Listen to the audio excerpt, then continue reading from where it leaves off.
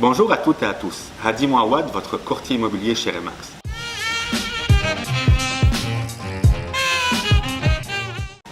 J'aimerais soulever avec vous aujourd'hui une problématique à laquelle font face de nombreuses personnes qui sont dans le processus de déménagement. Souvent, quand on est propriétaire, on se pose toujours la question, est-ce qu'il faut que je vende avant d'acheter ou est-ce qu'il faut que j'achète avant d'avoir vendu? C'est une question existentielle qui ressemble un peu à la question qui vient avant. C'est la poule avant l'œuf ou l'œuf avant la poule. Je pourrais vous dire que dans notre cas, à nous, on n'a pas une réponse magique à cette question, mais plutôt je peux dégager pour vous ce soir 4 options. Okay? Donc on commencerait par l'option numéro 1. Si vous avez les reins solides, vous avez la capacité financière de pouvoir supporter 2 hypothèques, on va commencer par acheter. Puis après, tranquillement vendre. Donc, on va supposer que notre jeu d'échecs ici, c'est un peu une ligne de temps. Aujourd'hui, puis ça, c'est dans le futur. On va dans le futur. Donc, on achète aujourd'hui parce qu'on peut supporter, acheter même avant d'avoir vendu notre maison. Puis après, on prend le temps de vendre. Le risque avec cette méthode, comme vous le voyez ici, c'est que l'idéal, si on peut vendre rapidement proche de notre achat, on se débarrasse rapidement de notre maison. Mais le cas où la maison traîne un tout petit peu plus, donc ceci peut engendrer en fait des coûts supplémentaires en hypothèque parce que vous allez devoir assumer 2 hypothèques en parallèle.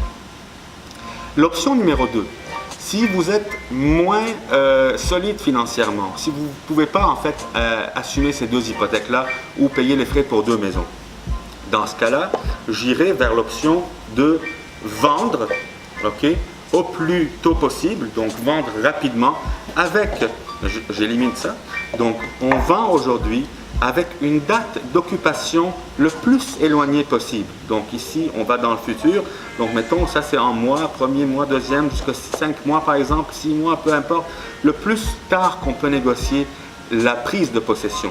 Vendu aujourd'hui, je sors de ma maison le plus loin possible. Entre-temps, ça me permet, je cherche mes verres, désolé, ça me permet entre-temps de pouvoir acheter tranquillement. Surtout, l'important c'est de pouvoir négocier ma date de prise de possession avant ma date de sortie de ma maison. Donc, je vends aujourd'hui, je prends possession le plus éloigné possible. J'ai le temps, entre-temps, d'acheter. Mais l'important c'est vraiment que les deux dates ici soient incluses dans mes extrêmes qui sont là. Donc, j'achète puis j'emménage avant d'avoir quitté ma maison. L'option numéro 3 est un peu plus spéculative.